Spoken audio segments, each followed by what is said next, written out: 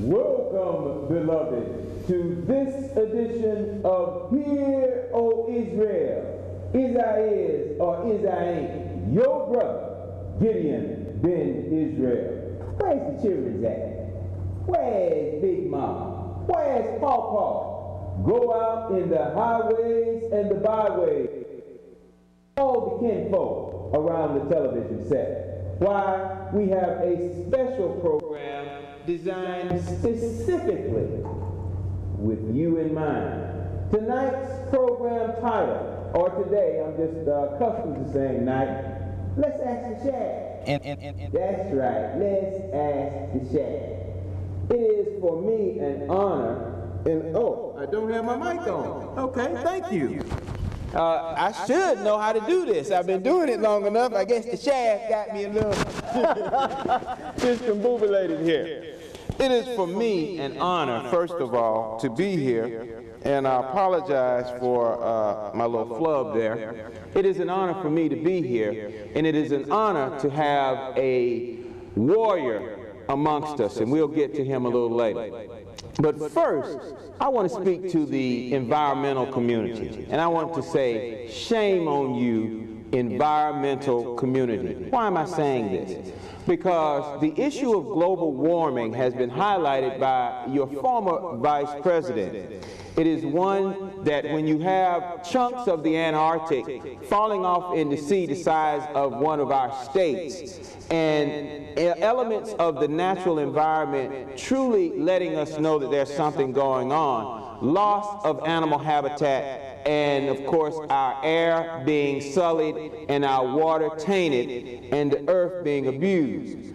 But the key element I want to mention regarding our environmentalists is, how is it that when we see issues that affect us like global warming, that the environmentalists don't scream at the top of their lungs during this holiday season? Because the wanton use of power at this time, it is at an all-time high. But it is based on aesthetics and traditions that are rooted in lies. When we talk about our air and our water and the lights that we see all around our city, they all have to be powered by fuel coal. And that coal has to be processed and burned, which releases fluorocarbons in our atmosphere. The ozone layer is being destroyed. Our air is being tainted. When we talk about the holiday season and being a part of the world community, how is it then that America has not stood up and said we need to reduce the type of lights and lighting and uses of power that are purely for aesthetics when we have a world that's in need of power, and our air and our soil and our water, because it takes the water to cool the engines that burn the coal that gives us power. And our conveniences are okay, but when you have a world community and a world suffering from the effects of it, we need to think twice. It is this hypocrisy that leads me to our issue for today, which is why we have the Sherrif to ask him questions. Because there have been recent deaths in our community, and those deaths have been linked to what we say is a system that devalues human life. Well, I lay the deaths, not just the 12 in DeKalb and the one in Fulton, and of course the one in New York that we recently heard about, but from the time that we've hit these shores and began to set up institutions, one being the first of all, the so-called black church, and of course the black Muslims. The lives from the times that these institutions were set up in the 1800s, specifically the Christian church, and of course the Muslim church, which came much later, it is now the relationship that the black Christians, so-called, and the black Muslims, so-called, I lay the blood of these innocents at their feet. Because through contract, agreement, and oath, the black Christian and the black Muslim have allowed a nation to identify them according to the slave master's decree. It was blacks that were brought off the slave ships. So they said, but the true identity of these people has never been revealed. But because of money, position, and power, we had a group of people to go along with a false name called black and help a nation to be duped into believing that they were a part of a system that would treat them equally. We've seen discrimination from the beginning of our advent on these shores to this present day.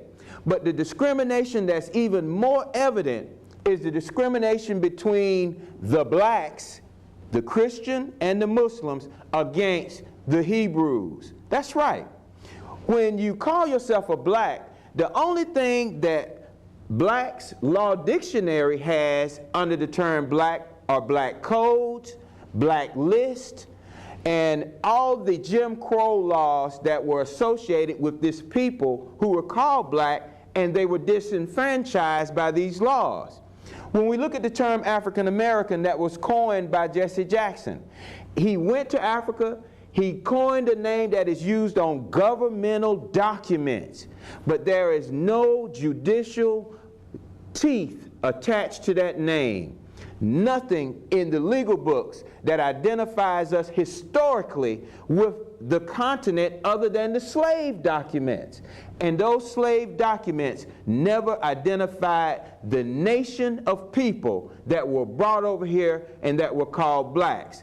Now, Jay-Z just recently went to Africa, and for those of you young people that are into rap and rap artists, the hip-hop arena, he was lauded and praised because he developed a tool which children played on a play wheel, which we used to call a merry-go-round, but yet the genius behind that tool was that that station became a pumping station of water.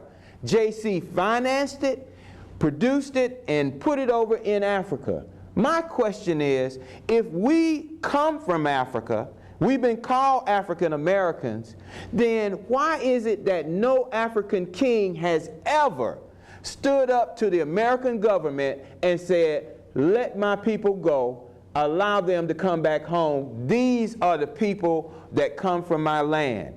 Why? Because the Africans can be proven to have been a part of the slave trade, and the movie Amistad set the example to show in Hollywood how a